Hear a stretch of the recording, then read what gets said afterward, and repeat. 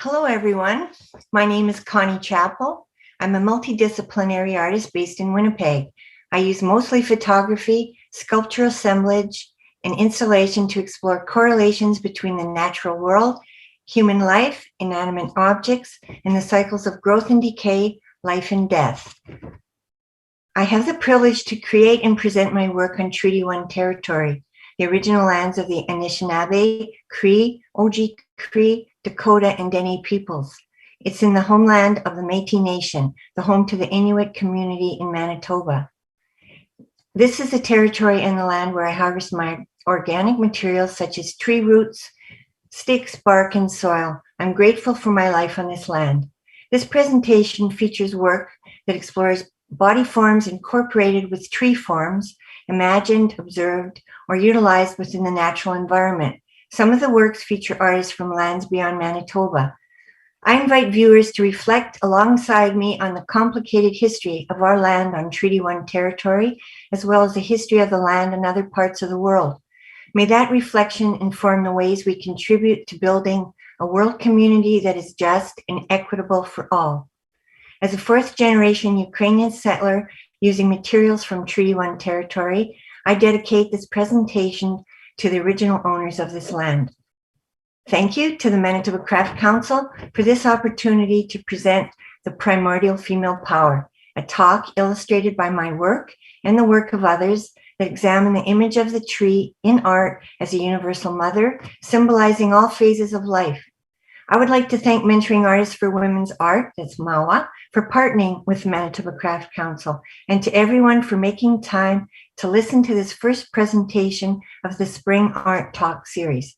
Also, I would like to thank the healthcare professionals as well as the frontline workers who are bravely confronting their fears and anxieties and dedicating their lives by going out there every day to look after us in the COVID pandemic. As an introduction to this presentation, I will discuss the work titled The Moving Finger from 2019, which is the first slide on the screen. The moving finger uses papier-mâché pulp, a mannequin hand, nylon netting, grapevine branches and tendrils, plant root, and paint. The detail of the sculpture shows a hand with the palm facing upward and the fingers missing. At the base of the hand where each digit was severed is a hole, sprouting roots and twigs draped in netting. They suggest an energy and movement that personifies the travels through a life journey with all its twists and curls, wrapping itself around things, ideas, and experiences. The netting alludes to life's entrapments and barricades, as well as safety nets. The title of this piece references a quote by Omar Khayyam, an astronomer, poet of Persia from the 12th century. His quote, "The moving finger writes," relates to the notion that whatever happens in life happens and cannot be changed. Once something is done, it is done, and time moves forward. So, moving forward, welcome to this talk, Primordial Female Power. In case you're wondering about the title of the presentation, I'll start with the definition of primordial. Primordial is an adjective meaning to exist at or from the beginning of time, perhaps, and it is giving origin to something derived or developed. I discovered this word in a reference book, the Women's Dictionary of Symbols and Sacred Objects by Barbara Walker. In her book, John Williamson, a botanist landscape architect with an interest in ancient and Celtic mythology, writes that the Northern Teutons, an ancient Germanic tribe in the late 2nd century BC, believed that the elm tree was the source of the world's first woman. Her name was Embla, and she represented primordial female powers. I thought it was a brilliant expression, so I adopted it for this presentation. Williamson also wrote about the unicorn tapestries, which are from the late Middle Ages, 1495 to 1505. They are on view at the Met Cloisters in New York. Of the 7 individual tapestries, which are luxuriously woven in wool and silk with gilded threads, the unicorn in captivity is one of the most admired, and its meaning has produced much scholarly debate. For example, it is said to represent the beloved tamed or the symbol of Christ. In this tapestry, the unicorn is confined within a low fence with a pomegranate tree, which is dripping juice from the ripe fruit onto the body of the unicorn. The pomegranate tree is a medieval fertility and marriage symbol. Although the tree has diverse cultural, religious significance, it is widely recognized as a fertility womb symbol with its red juice and numerous chambers of seeds. Continuing the debate about the tapestry, I'm suggesting the pomegranate tree as a primordial mother, with bursting fruit-like breasts, feeding and watching over its young offspring, the imaginary unicorn, lovingly nested within a low-profile crib-like fencing. Please hold that thought of the pomegranate tree as a primordial mother as we move forward in time to 1975 in Boob Tree by Phyllis Green. Please note, I do not claim to be an expert on any of the works or artists that I'm presenting. I discovered their fascinating work during my research for this presentation and wanted to share my limited knowledge of it. The phenomenon of manifesting ideas for this presentation was at play. So many talented artists working with tree imagery popped into my mind, my Instagram scrolls, and Google searches. It was not possible to include within a 60-minute time frame all of the amazing work I discovered. My research pointed the way to Branching Out, a professional quality magazine published in the 70s. It was produced by volunteers featuring literature, art, feminist analysis by Canadian women. I love the title of the magazine and also that I found two works to share for this talk, Boob Tree by Phyllis Green and Arabesque by Diane Carrier and Danielle Bouchard. Firstly, I'll present Boob Tree and leave the Arabesque work for later in the presentation.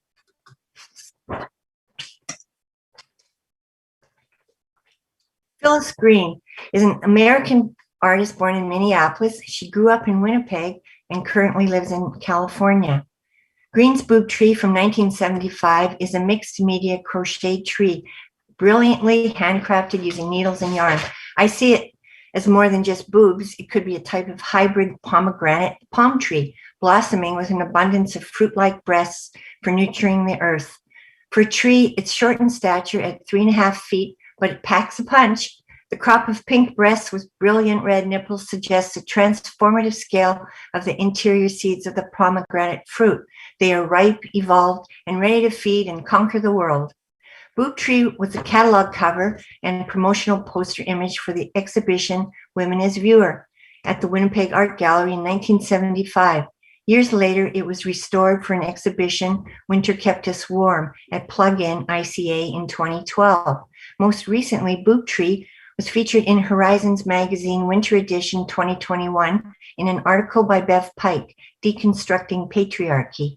In the article, Bev revisits the 1975 groundbreaking feminist art exhibition titled Women as Viewer. As it is referred to as groundbreaking because it was an exhibition unearthed independently by the Committee for Women Artists, which was a feat in 1975. In 2014, Boob Tree became part of the collection of the Winnipeg Art Gallery. Women create artwork by incorporating the body with the tree in many diverse forms and for many diverse reasons. Birch bark biting is an art that involves the paper-like bark of the white birch tree as a medium and eye teeth as a tool. The mouth has 2 eye teeth, which are the longest, slightly pointed teeth towards the corner of your mouth. They are the teeth used to bite intricate patterns into the bark. The resulting patterns become the artwork. The patterns are also used for storytelling, quill work, and beadwork. Angelique Maristy was born in 1924. She died in 1996. She was a member of the Peter Ballantyne Band, a Woodland Cree First Nation in Northeast Saskatchewan. She learned the art of bark biting from her mother. She was also influenced by competitions among the women near her home.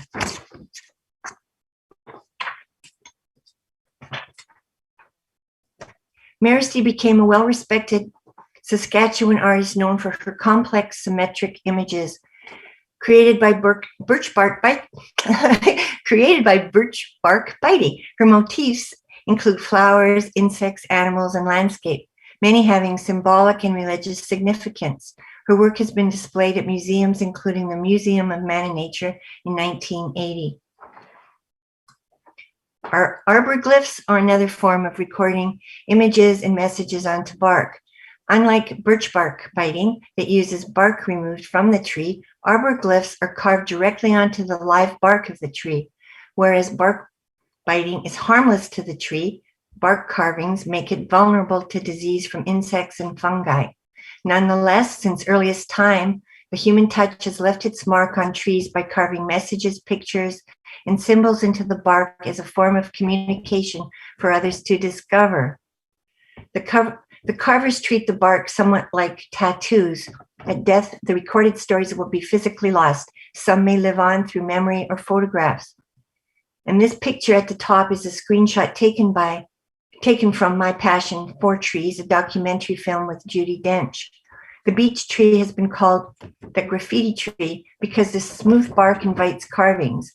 Many beech trees that are carved into with names, initials, and dates go back centuries. At the bottom is a picture of me pointing to a beech tree, and the carving is of the name Len. I discovered the glyph while wandering around the Royal Botanical Gardens in England. Len is the name of my husband, and no, I didn't carve it. Beech trees can live to be 300 years, so I'm imagining it might have been carved before I was born. Another form of marking trees is ribbons, with ribbons, fabric, or notes. Ribbon trees are found in various countries around the world and represent a variety of beliefs, religions, and prayers. The Wish Tree, an ongoing installation series by Yoko Ono, invites viewers to tie a personal written wish for peace onto the tree.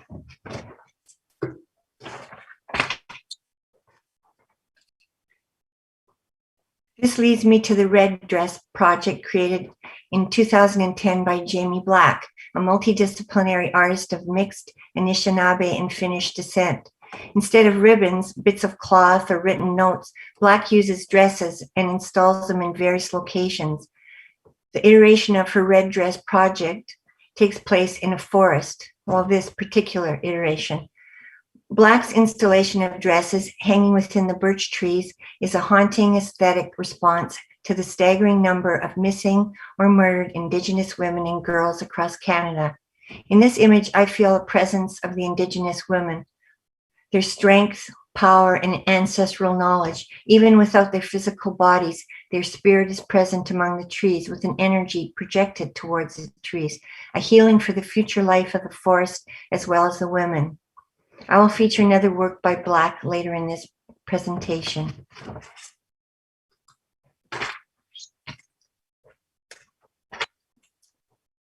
Okay, so,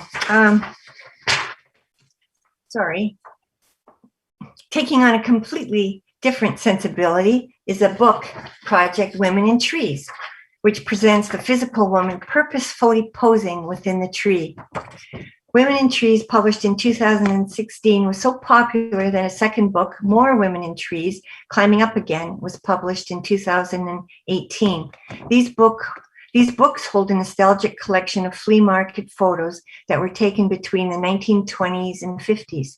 Perhaps an energy derived from the tree and the exhilarating climb up into it for the photograph contribute to the sense of joy and freedom these women express. The Telegraph reviewer, Lucy Davies, states, "The very best photographs are those where the knowledge that she is doing something mischievous is written all over the climber's face." Ooh, and what about cats in trees? I grabbed this image from Instagram. The little mischievous cat is learning to climb trees. The popularity of this image is difficult to determine as the likes are not posted, but I will say it had 112 favorable comments. And this is my work. It's called Family Tree from 2012. In the full image, the base of the tree is a pot resting on a rock. I later converted the pot into a large egg shape, so please imagine an egg at the base. At the top of the tree is a nest housing a spiral shape surrounded by twig-like straw. Nestled in the knot of the trunk are photographs of my parents. My dad's picture is tucked into an open poultry egg shell inserted into the lower knot on the trunk. My mom's picture, shown in this detail, is featured in the higher knot. It shows her as a young, carefree woman, playfully holding onto a tree. Both photographs have a scattering of broken eggshells at the base of the photograph. On one of the branches is a copper ring, a symbol of eternity. Copper is considered a healing metal. This work is loaded with symbolism. Each element was carefully chosen for its intrinsic meaning. For example, the egg often represents death and rebirth. In the past, a symbolically decorated Ukrainian egg called a pisanka was buried with people to ensure the dead one's rebirth. Eggs and trees embody the essence of life.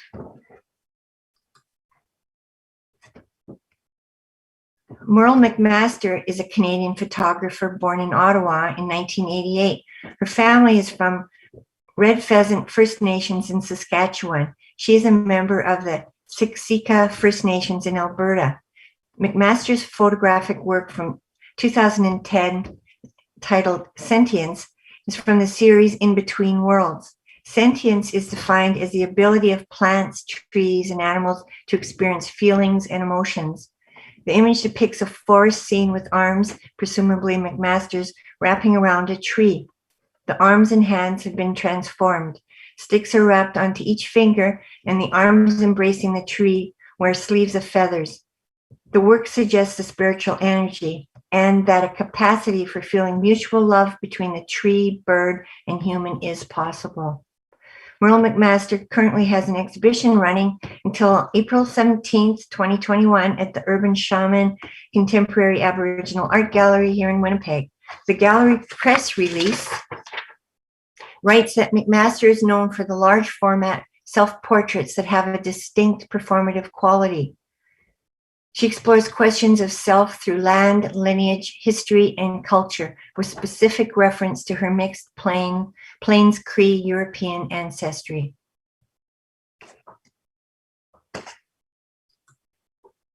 Zanella Muholi is a South African artist born in 1972. Her family name Muholi means leader. Muholi works in photography and calls herself a visual activist. Her work explores issues of race and representation and celebrates the LGBTQIA+ community in South Africa and beyond. This portrait is from a series of self-portraits. Somnyama Nonyama, Zulu for Hail the Dark Lioness. She says that her self-portraits were taken over time and draw back to moments where she wakes up, where she breathes, where she connects. Calabash Emblabeni from 2019 draws back to historical moments in praise of her ancestry. Calabash is a gourd. Emblabeni is Zulu for on earth or world. In this photograph, Muholi responds to indigenous trees and asserts her cultural identity by wearing a type of bottle gourd as a headdress while standing in front of what looks to be a palm tree. It is believed that the bottle plant is indigenous to Africa and is one of humankind's first domesticated plants. In South Africa, the leaves are commonly eaten as a vegetable. It is also used as a medicine and for utensils and musical instruments. The calabash gourd is a traditional container used to store milk. Muholi's work presents a dialogue concerned with memory and memorial, and absence as much as presence. Her work has a strong presence in my memory, as I've been fortunate to have viewed her work in person in 2017.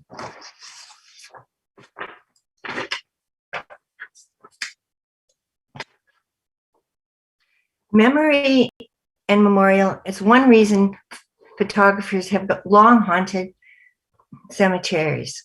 I find myself frequenting cemeteries not only for the grave markers and inscriptions, but also for the trees. This is my work from 2019 entitled Inside Out Lung Installation. I installed a chest X-ray in a tree and photographed through the transparency in an attempt to capture an ephemeral natural environment within the grounds of an urban cemetery.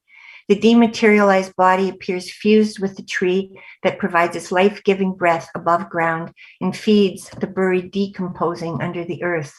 My intention is to express the human body in harmony with the rhythm and transience of life. The transience of life is something observed and accepted within the world of plants and trees, but often difficult to acknowledge and accept in the human corporeal life. Arabesque is another work I discovered on in the Branching Out magazine. The movement sequence called Arabesque, a live dance in trees from 1978, shows the energy of women in trees, which is captured through choreography and dance by Diane Carrier and photography by Danielle Bouchard. They often worked with the dance group Amarel, based at the University of Montreal. The reviewer in Branching Out calls Arabesque visual poetry. Carrier and Bouchard strive to capture evolving feelings through their photographic stills, which they marketed on puzzles, mobiles, and card games to invite interaction with the viewer.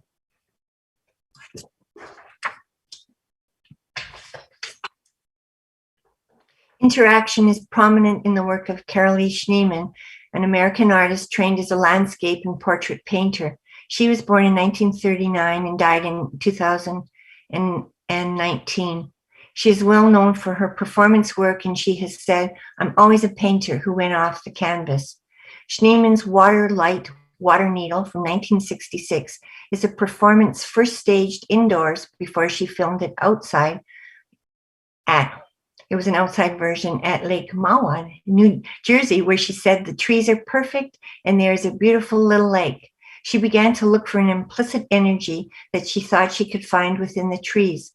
Her intention for the performance was to create an energy and sensation of weightlessness that she had experienced while visiting Venice, Italy.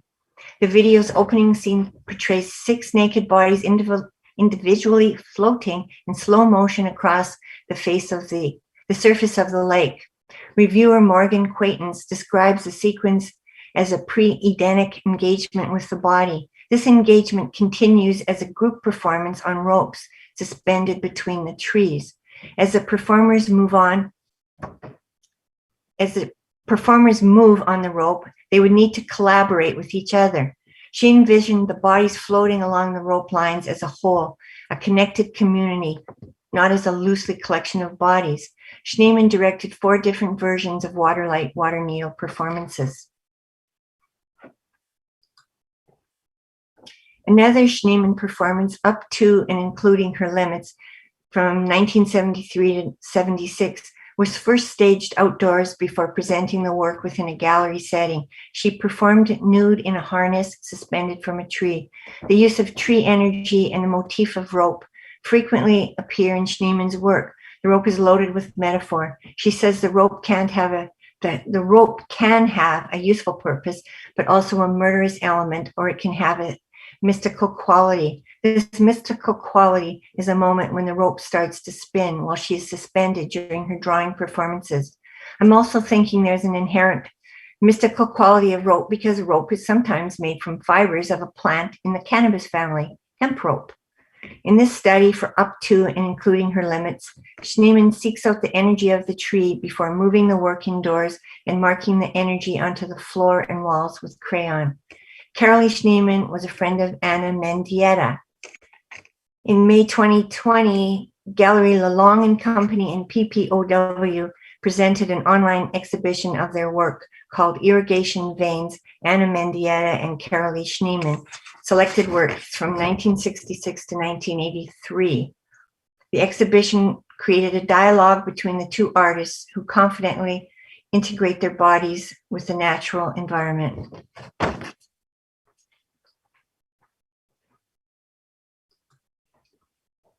Anna Mendieta was born in Havana, Cuba in 1948 and died in New York in 1985. Mendieta arrived in the United States with her sister at age 12. She was sent there by her parents during Operation Peter Pan in 1961, which was a mass exodus of children fleeing Fidel Castro's government. She spent time in orphanages and foster homes and ended up studying at the University of Iowa. She became a performing artist, working with trees and other materials from the natural environment. Mendieta did more than 200 earth body works called silhouettes, using her body in various landscapes. She would cover her body with plant matter molded out of sand, carve it into material, or burn its shape into the landscape. The Silueta performances were recorded by photographs and films. This image from her film from 1975, Energy Charge, shows a fiery red silhouette of her body with arms raised against a backdrop of a dark, stately tree. She created her silhouette from a fallen tree and set it on fire and filmed the burning process as a symbol of renewal and transformation. Mendieta used her body as a medium to talk about identity and belonging. She was forging her place upon the land and presenting herself as a primal female force. A frequent posture in her silhouettes shows her arms raised towards the sky, toward an unknown world beyond the one she is declaring herself part of. Perhaps her gesture signifies a unity of earth and sky, or even a surrender of her body to the earth as it emerges against the tree, with her eyes closed in prayer or even death, or perhaps her arms are raised in guardianship of it. For many, Mendieta is still here with us in the spirit of the trees. Sarah Fuller. She's another performing artist. She's a Canadian artist using photography, video, and installation. While Fuller lived in Banff National Park between 2005 and 2015, she began performative video work, immersing herself within the natural environment. In 2017, she developed a project titled Underwing, based on the underwing moth found in the forest in the Ottawa Valley. The underwing moth is very well camouflaged within the tree because its wings have a tree bark pattern. When it is startled or in flight, it reveals a surprise of color in its hind wings. When it lands, the color is concealed and the moth is once again camouflaged against the tree. Difficult to see, but she's there. In the Underwing project, Fuller flies into the forest and records her activities with her camera. She enables herself to disappear and become one with the trees or assert her presence. She does this by wearing an underwing moth camouflage suit she designed and created by printing photographs of old growth white pine trees onto linen.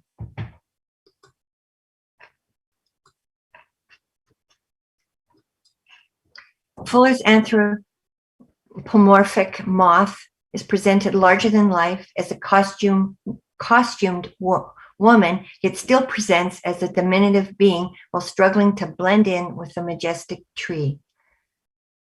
You can see her, she's on the big tree, if you look closely. Perhaps this is Fuller's way of trying to make sense of the natural world and her relationship to it and to the encounters and behaviors she has experienced with both humans and non-humans.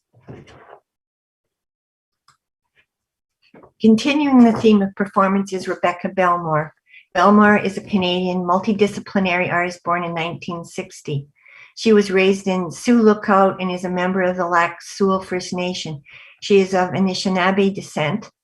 Belmore is internationally recognized for her powerful works related to body, land, and language that address history of Indigenous communities. This is a fun photo I took of Belmore in 2019 at Winnipeg's Urban Shaman Gallery. The book Wordless, The Performance Art of Rebecca Belmore, is a remarkable collection of her performance work. I'm going to talk about a work featured in the book titled Facing the Monumental.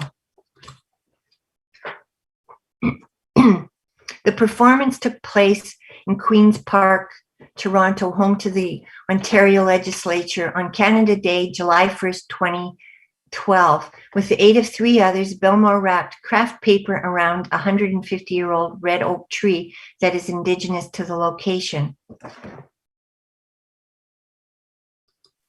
She then wrapped one of her helpers onto the base of the tree. The performance concluded with a recording of a 21-gun salute, the highest number rendered as a military honor. I don't know if you can see the figure wrapped, but there's black hair and right in the middle of the tree at ground level. In her book, Wangechi Nani Bush writes in her book, in the book Wordless that I was just talking about, Wanda Nanny Bush writes a response to the performance. Nanny Bush refers to the craft paper wrap as symbolic of paper treaties that were broken and land that was stolen, exploited, and destroyed. All of that being true, perhaps Belmore's tree wrapping can also be viewed as a symbolic gesture where the ceremony ends and new life begins with the unwrapping, somewhat like a cocoon, a place that undergoes a profound transformation. Nanny Bush comments on the performance. I think her actions is paying homage to the life of the tree. In contrast to a British queen and king cast in bronze in the park, Belmore's monument was living. I was struck by the indigenous woman becoming one with the tree because it prompted me to reflect on the earth as female. Here's the other Jamie Black piece. This performance work from 2018 by Jamie Black is titled, They Tried to Bury Us. She uses photography and video in this series. I couldn't find any writings about the work, so I will describe it from my perspective. This is a screenshot captured from the video on her website. In the forest is a small structure of branches and sticks. Behind it is a hidden figure, presumably Jamie Black, with exposed arms and hands sensually moving, stirring in the earth and rising upwards. The triangular shape of the stick structure is symbolic of manifestation, enlightenment, and a higher perspective. The shape is also suggestive of the teepee, a historical lodge or dwelling used by some indigenous peoples and primarily used for ceremonial purpose today. The title, perhaps a shortened version, is reminiscent of the words of poet Dinos Christianopoulos from 1978. What didn't you do to bury me, but you forgot that I was a seed? And the phrase, they tried to bury us, they didn't know we were seeds, can be traced more recently to Mexican activists who adopted it in support of the 23 students who were disappeared in Iguala, Mexico in 2014. They tried to bury us has become a well-known protest phrase and is a fitting title for this powerful work by Jamie Black. A type of performance happens while I'm walking in my urban neighborhood. I process my surroundings and create something from the experience, such as Metamask, a series I started in 2020. That's what you're looking at on the screen. I built sculptural relief masks from photographs of a variety of tree species in various states of health. The image files were printed on paper, cut out, and reassembled into hybrid masks. Made from paper, the masks became byproducts of trees. They are designed in a wearable fashion, suggesting a ceremonial purpose, a death mask memento, or a spiritual union with the tree itself. Displayed alongside each mask is their corresponding full tree image, or the stump of a tree, noting location by longitude, latitude, and sea level as an acknowledgement of the tree life. This is a detail from the mountain ash tree mask. My interest in trees' ability to filter air linked to the use of COVID-19 masks. One of the masks was from images of a diseased elm tree. On the left is a photograph of the elm tree used to create the mask. A fluorescent orange dot with number tag has marked it for death by the city of Winnipeg. On the right is a photograph of the site where the tree once lived. I was thinking, trees are dying of disease and people are dying from COVID-19.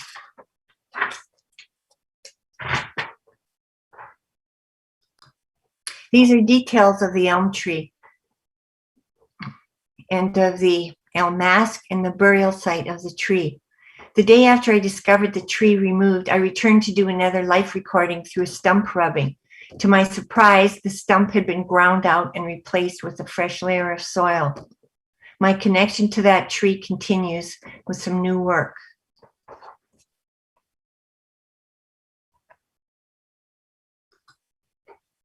Wangechi Mutu was born in Kenya in 1972. She has lived in New York for more than 20 years. Mutu is a prolific, multidisciplinary artist known for her painting, mixed media collage work, sculpture, performance, and film. Her work has been described as both ancient and futuristic. She draws from her cultural heritage, folklore, and traditional African crafts. Her pictures seem otherworldly. The primal woman emerges as a futuristic woman, strong and elegant warrior goddess. Mutu's recurring themes of past and future within an individual work, as well as an expressed femininity, are evident in the material and posture of these figures. Sentinel 1 is a nude female form fashioned from materials such as paper pulp, wood, and stone. Branches wrap around the tree, and a large branch suggests the head. A beautifully decorated gourd in the shoulder socket replaces an arm. Emerging from the tree and the earth, she presents as a beautiful female form entwined with nature. Another hybrid female figure is Sentinel 4. The wood and the reddish soil incorporated into the materials for Sentinel 4 were sourced in Nairobi. Tree Woman presents larger than life. The body framed within roots is painted with a color suggestive of mud. She has arrived, emerged from the earth, posing with an elbow raised over her head in a wide leg stance, hip tilt with one leg stepped forward. To complete the look is an appearance of high heels. She presents as a powerhouse in a classic pinup pose. This description of her work was found on the Victoria Miro Gallery website. Mutu proposes worlds within worlds, populated by powerful hybridized female figures. Her practice has been described as engaging in her own unique form of myth-making.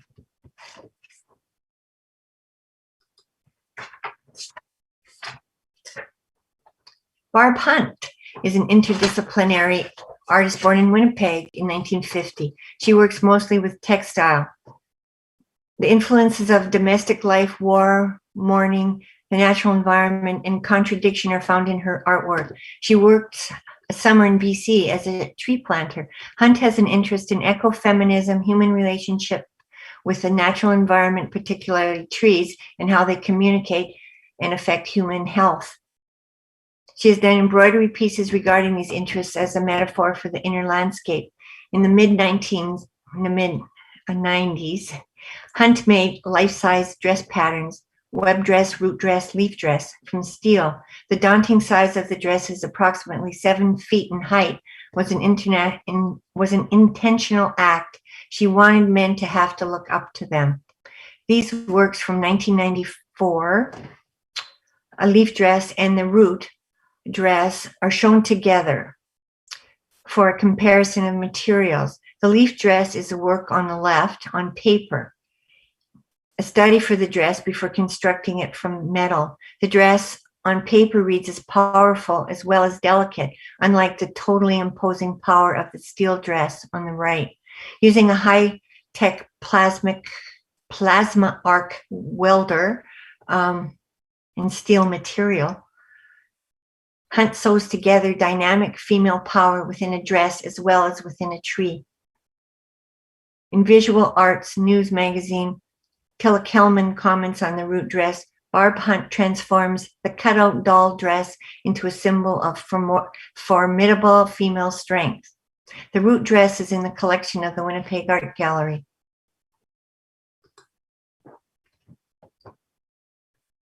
Panda Dia Kitay was born in Portland, Oregon in 1992 and currently lives in Los Angeles.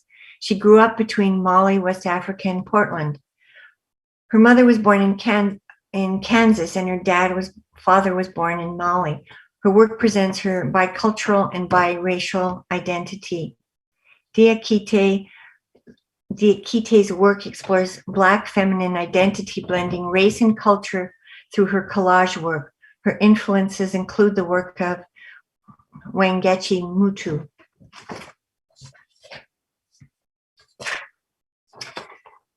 This collaged image, red, black, and blue, from 2019, presents a woman kneeling on a mound of earth sprouting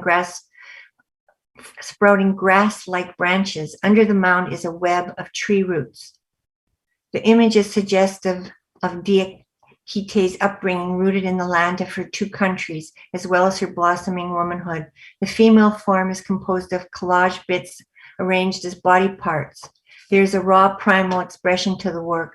The figure, with its arched head and kneeling posture rooted to the earth, is formed through bits of animal print and collage of fleshy raw meat within the arms, thighs, and buttocks. The buttock collage includes a butcher knife within the meat. The prominent drumstick object within the torso suggests a phallic symbol. Perhaps the painterly background of watery swirls indicates her travels across the ocean between the United States and Africa. The central female figure, grounded to the earth, shows an underlying root system. The roots are suggestive of a stabilizing, powerful, and empowering home for creating a primal female force.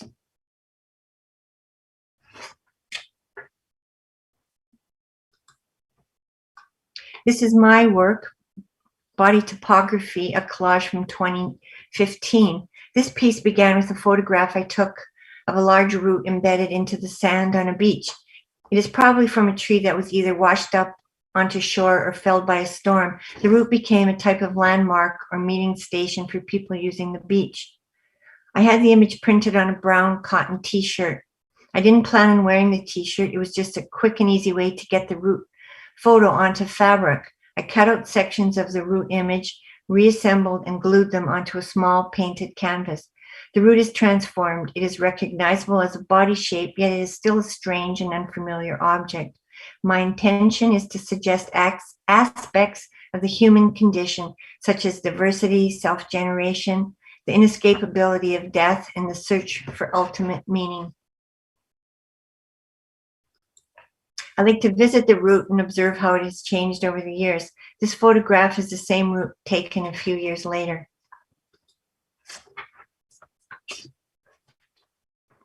This is my work again, titled Reach, from 2015. It uses a pile of discarded branches and tree matter combined with a plastic arm fragment from a mannequin salvaged from a flea market. From the arm extends a tree branch. I assembled the work in the outdoors and photographed it. It presents a human connection to the felled tree and the earth.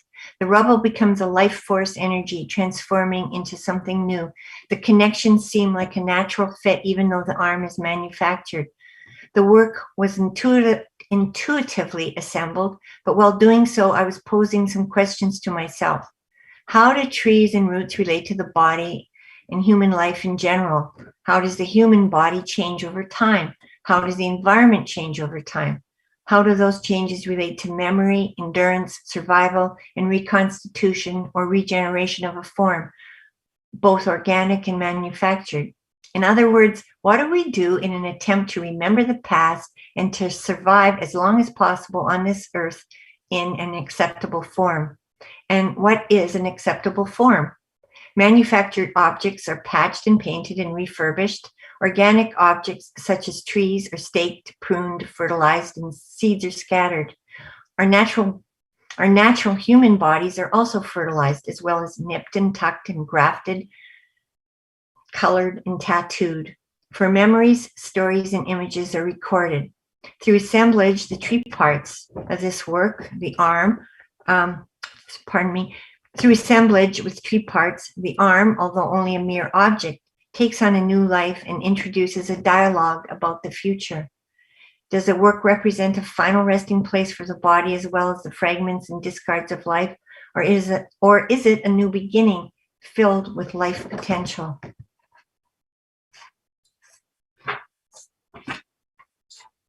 This is my work titled Rare Gestures from 2019. Instead of planting the arms outdoors in a natural environment, I brought the natural materials indoors and assembled them. The hand rests on a branch of the root while while a root with finger-like tentacles reaches out to the rock. The shadow is also a part of this piece. The shadow has many symbolic meanings. It is said to be the first image of the soul after death. I do not think of this piece as something dark and foreboding. There is no shadow without light. The root is from a cedar tree and I salvaged because I felt it still had some life potential. The arm is painted a turquoise, the color of tranquility and hope.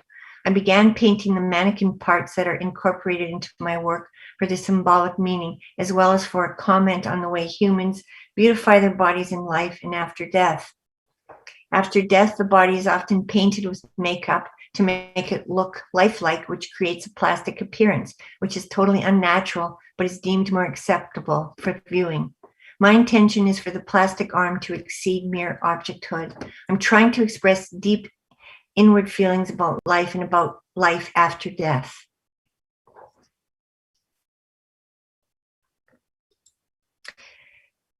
This work is a hand-embroidered photograph by Miriam Yin, a Moroccan artist. Yin photographs her neighborhood in Marrakesh, which is located far from the gentrification of the tourist areas. She superimposes embroidery scenes on the photographs, giving them a new life filled with vibrancy.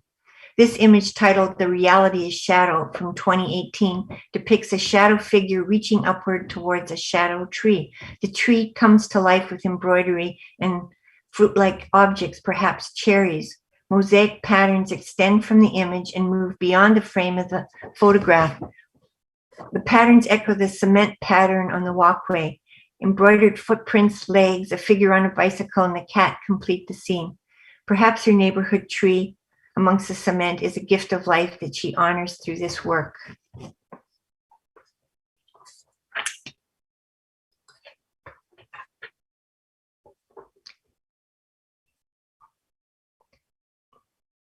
Ishibashi Yui was born in 1985 in Japan.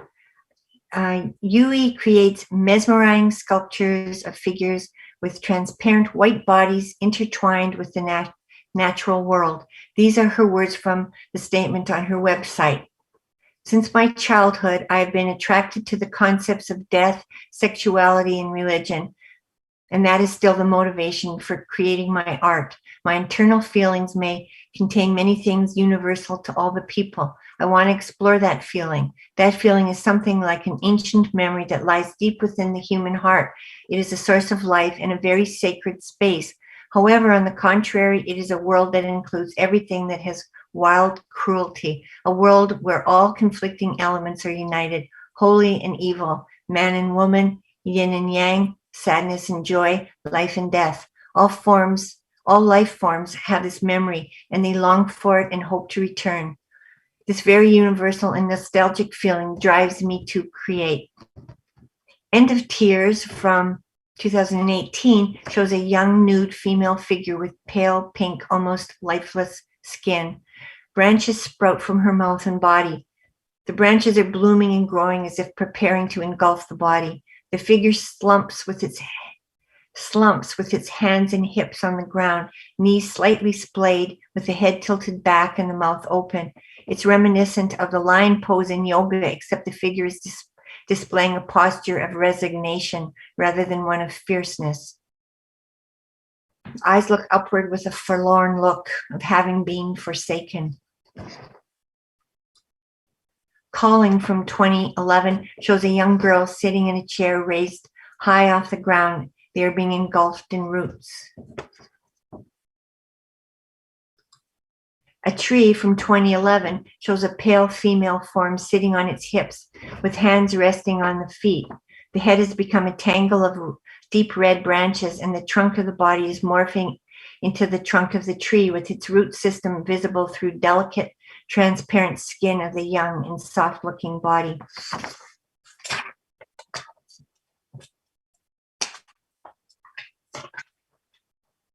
There's a sense of resignation and submission in Yui's work as roots and vines take hold of the life of the figure. Imprisoning the body through nature creates a mythical and unsettling feeling. Louise Bourgeois was born in France, in Paris, France, in 1911. She died in New York in 2010 at age 98. She was a prolific artist, probably most widely known for her spider sculptures.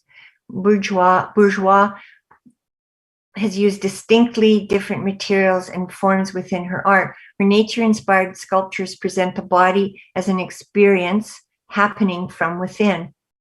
In the late 90s, she did a series of topiary works using trees and plants as a metaphor for the human mind, combining the conscious and unconscious into her work.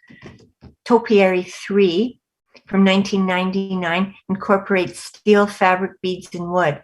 The tree trunk becomes a woman's body with her legs replaced by a peg or stick, supported by a shiny metal crutch. The branches of the tree become outstretched arms, growing some sort of clusters of blue blossoms made from beads. The figure wears a sheer nighty-style dress with a hem finished in lace. Hanging in the tree hanging on the tree branch, suggestive of a nest, is a miniature, oh boy, I'll try and pronounce it, fée couturier. It's translated as a fairy dressmaker. Anyway, this object is similar to the one she created out of plaster in 1963.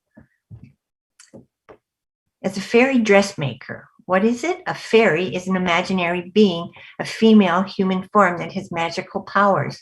And of course, a dressmaker sews together fabrics from scratch and makes custom clothing.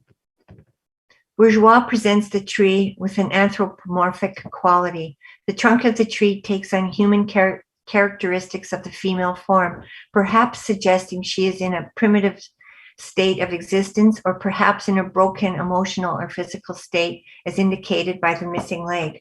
But her state seems to be repairable with the gift of wood from the tree and the nest-like fée couturier. That is the fairy dressmaker. Some form of fabric, such as the sheer nighty dress worn by the tree figure, was frequently incorporated into her work. Bourgeois was a lifelong hoarder of clothes and household materials such as tablecloths, which she cut up and refashioned into her artwork. She saved them because they were lived materials. Sometimes Bourgeois used the full dress in an installation, such as her cell works. These minimal works, also from the topiary series, potently unite the body with the natural environment. Sprouting from various orifices of the body are tree and plant forms. These works suggest her connection to the tree and plant as metaphor for the human mind's conscious and unconscious thoughts.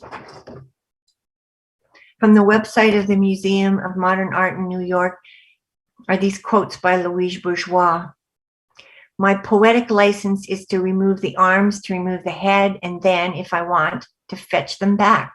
My own body could be considered from a topographical point of view, she said, a land with mounds and valleys and caves and holes. Our own body is a figuration that appears in Mother Earth. I love that expression. Oh, this is my work again. It's from 2018, titled Amongst the Oldest Living Things. It uses wooden golf tees, embroidery floss, raw wood, sequins, chunky powder paint, colorant glue, watercolor pencil, and found log. Lichen is said to be amongst the oldest living things. It first appeared on Earth more than 400 million years ago. Lichen thrives with a symbiotic relationship between algae and fungus.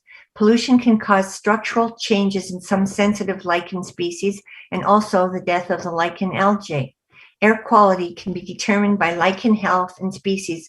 Loss of diversity in the lichen community is a response to changing climate and environments. On this work, I designed beard lichen from embroidery floss and raw wool. I wanted it to appear healthy on a seemingly dead log, so I created it growing long and plentiful. The weathered log was sourced from my flower bed. It presents as a body form displaying tassels of beard lichen suggesting hair. A transformative scale of pixie cup lichen erupt along the leg-like forms of the log. This work is presenting a thriving relationship between algae and fungus, body and tree. This work was created following a workshop at the University of Manitoba Herbarium. This is my work from 2013 titled What the Gods Give You. It uses paper pulp, a mannequin hand, badger hair, paint, plaster teeth, sage leaves, black knot gall, branches, and a medical retention bandage. Black knot gall is caused by a fungus which infects trees. Once it is established and more branches become infected and die off, which will eventually cause the death of the tree. Spores from the gall can travel to neighboring trees through the wind. The title of this work is borrowed from an expression in palmistry. The left hand is said to represent what the god gives you, or simply your fate. Resting in the palm of the hand is a branch swollen with a fungal growth. One end of the branch is inserted into the vein at the wrist of the hand, suggesting a symbiotic interaction between the hand and the branch. Symbiosis is a close association of different species, usually animal and plant. It is often, but not always, a mutual benefit.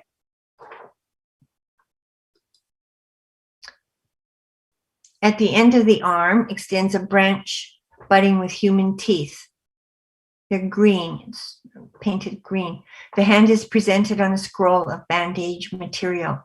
This work suggests a parallel between disease in humans and non-human life. Sometimes, regardless of effort, the disease wins.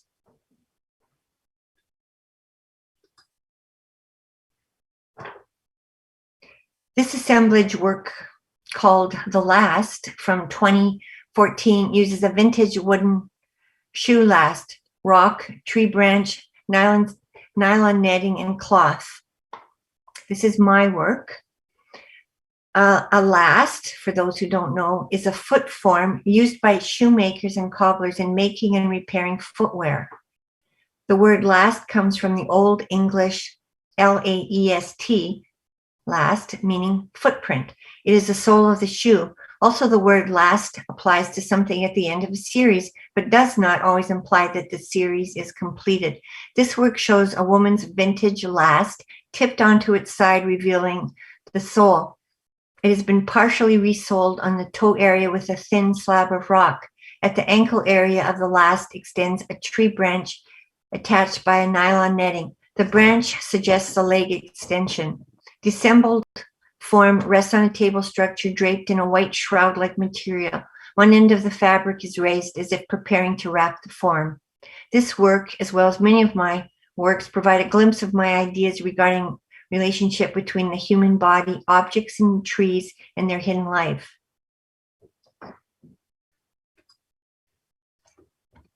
This is the final image, and it's my work from 2018. The Healer. The Healer uses dry plant root, a hollow birch branch, a vintage mannequin hand, nylon hair netting, cotton string, natural air current, and shadow. Perhaps you're wondering what causes a branch to hollow. A fungus eats the branch from the inside out. It is sometimes called heart rot because it eats away at the heart of the tree. The bark of the birch tree is rot resistant, while the wood inside is not. As the inside decays, the bark holds its shape. A broken or cut branch leaves an open wound for fungus to enter. Like the tree, humans can contact fungal infections. While certain types of infections are rather harmless, others are serious and life-threatening to organs or limbs. I find the parallels of disease between trees and humans fascinating. Now, returning to the description of the Healer. The vintage mannequin hand is inserted and secured with netting into a hollow sleeve of the birch tree branch. From the opposite end of the sleeve extends a plant root. The pieces tied together and suspended by a cotton string. The healer is a type of kinetic sculpture that moves gently and naturally through the energy derived from air movement created by the breath or motion of the viewer within the surrounding space. The assembled parts are balanced in a horizontal position hanging from a string, which gives it the freedom to rotate about the string. The shadow component is a two-dimensional silhouette on the wall represented as the spirit of the healer. The shadow moves and changes shape as the sculpture moves. This movement references the spiral, a motif I have frequently used in my work. I'm ending the presentation with the healer because it is a quiet spiritual piece that calls for the physical and emotional healing of humans, the non-human environment, and beyond. Thank you for attending this talk, The Primal Female Power. If there's any time, Katrina Craig, the program director for the Manitoba Craft Museum, will join us and take a few questions, if there are any. Thank you, everyone. Hello. Hi, Katrina. We have a little delay until YouTube will pick up our questions, but if anybody has any questions, they can feel free to enter them into the chat here.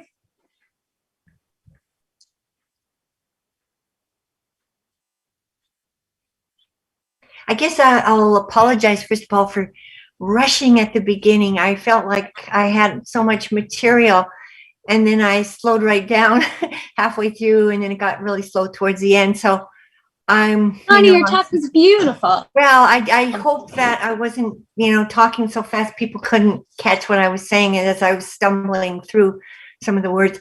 But thanks, everyone, whoever tuned in. We have lots of thank yous coming in on YouTube and a lot of hearts coming in as well. Oh, thanks. Thanks, everybody.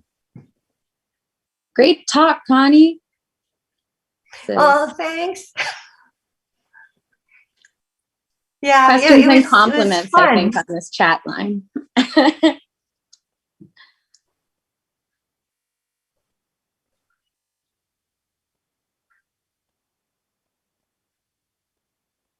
Shauna Dempsey says, thank you for showing so much amazing work. I agree. Something I really appreciated about your talk, Connie, was that you gave us a lot of context about primordial female power within art, but you also integrated your own practice within it. I understand your own practice a lot better now after listening to your talk, so thank you so much. Oh, why? Thanks for saying that. Yes, it's like I couldn't believe how much information. I had so much editing. There's so much I wanted to tell everyone about, things that I had discovered. And, but I had to be ruthless. And I was even editing this morning because I was like, I'm going to go way too long. So, yeah. I'm going to read through a whole bunch more compliments that came in. We have, wow, Connie, super informative, inspirational talk. It really packed a punch from Tracy Peters. Yvonne Zarnkowski, I apologize, I butchered that last name. Thank you for sharing. Adam B says, thanks, Connie, love your work. And Sky Keller says, thank you for the talk. Oh, well, thank you, everyone. Hi, Yvonne. Hi, everyone. Hi, Adam. Hi, Sky. Hi, Shauna. If there are no more questions, we can wrap up the night. And thank you so much, Connie, for that really beautiful talk. It was great. Valerie Sharpwind would like to ask, can you tell us a little bit about your future projects and what you're working on right now? Ooh, well, it has to do with trees, surprisingly. And I haven't done any physical work. I'm just doing a lot of preliminary collecting of materials and writing down my ideas. And I have a few ideas which I haven't ideas like it's like related to the barriers of masks, and they're related to disease, and because we're still in this COVID, I guess I'm still thinking about the masks, but I'm trying to do some other things with them, maybe use some other materials, but I have to see how it works out. So I have taken some earth from that, the elm tree grave site, and some of the tree shavings from that site, and they're in plastic. I gathered those last year, and I wasn't sure what I was going to do with them, but I'm thinking I'm going to put them in some, in some container. Well, I don't want to say in case it never happens, but yeah, I have some ideas for it. And also recently I noticed that that's one street over, there's a lot of freshly trees that have been freshly felled by the city, and there's a lot of material at their sites. So I'm looking at those, I'm visiting them, and I'm trying to think, do I want to keep going on this? Because, and then I have this, stay tuned for this one. It's the most incredible root that I didn't source it, but my neighbor sourced it for me, and it has a huge rock and growing. The roots have grown around the rock. He dug it out from his lake, and he said, oh my gosh, Connie wants this. I know it. So he brought it home for me. And so I just need to clean it, because I can't bring it in my house when it's got who knows what in it. And so that's another piece that I'm looking at. So, but what they're going to become yet, I've got ideas, but I'm just not quite ready to share them. Connie, I'll have to text you after this. There's a really great cut elm tree stump in front of my house that's absolutely massive and would make a beautiful rubbing also. I'll have to let you know on the side where that is. Yeah. Okay. Yeah. I've played around a little bit with the rubbings, but I don't know, I have to get better paper. I tend to use my masks that I was making. It was just like photocopier paper. And I'm thinking does it matter? Because everything kind of decomposes, some things quicker than others. So, I'm thinking about the papers to use, because I've only tried it on one type of paper. So yeah, I'm still playing around. Yeah. Thanks. The degrading of that paper is actually really interesting in itself. I wonder if the paper degrading. You've got me into a thought now. Well, it does degrade. Well, that's why they sell, the rag paper, the acid-free paper, because it will degrade. It will turn yellow. Paper and I don't know if you have photographs yourself, but some photographs just degrade really quickly, and they turn. I've got photographs that are turning in frames, family pictures that are turning purple, and they have to be restored if you want to keep them. Yeah.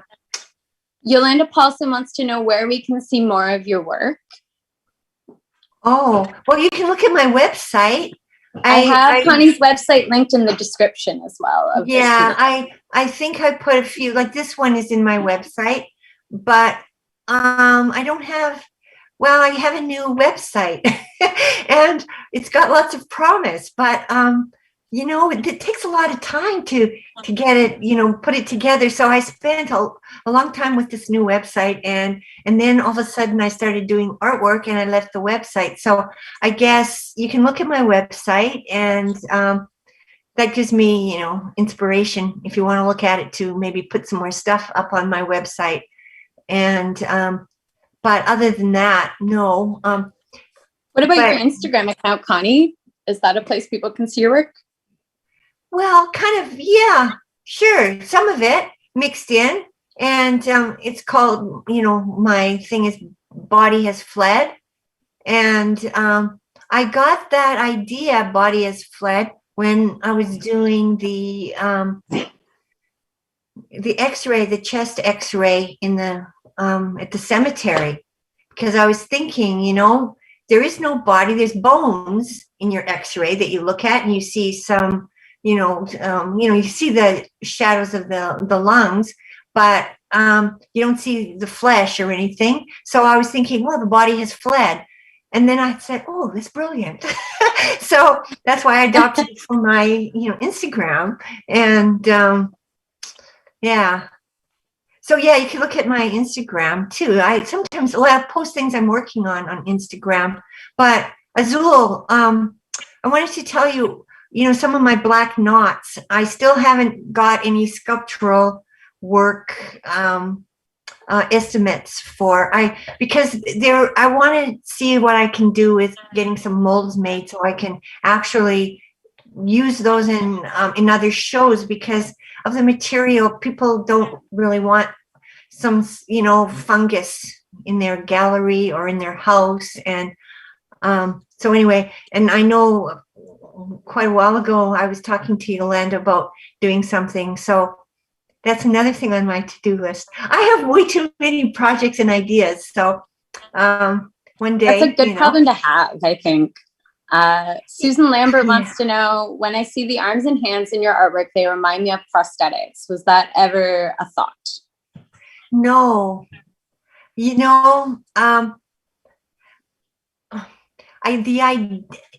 idea of replacing something like a prosthetic, yes, but it has more to do, like an arm elbow is more like symbolic of a change, or a turn in events, or a turn in life. And hands are more about touch and healing and spirit. And so it's not really about, it is missing limbs, but it's not really, they kind of stand in for symbolic ideas.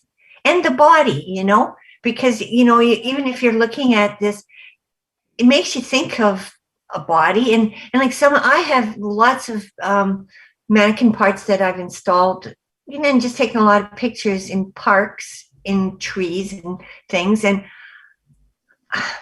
like, I guess I don't show them because I keep saying, ooh, people will say, ooh, that's creepy. Well, I don't think it's creepy.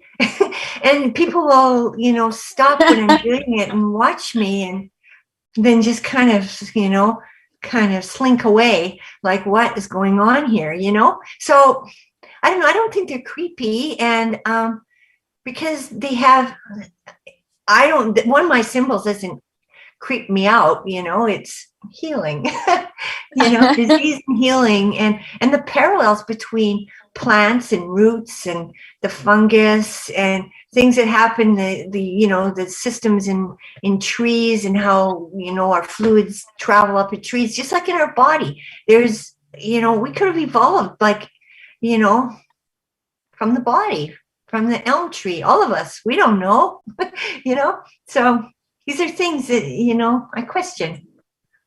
What's it all about? Where did we come from and where are we going? So, yeah. Thank you, Connie, for such a fascinating talk, and also such an enlightening and interesting Q&A. You have so many interesting ideas, and we really appreciate you joining us for Spring Talks. Well, thanks very much. Yeah, this was great, and you were fun to work with. And anyway, it was good to, do our techie tests. Yeah, it was good. So we'll talk again, everyone. All my Facebook friends out there, all my Instagram friends, and all my real life friends.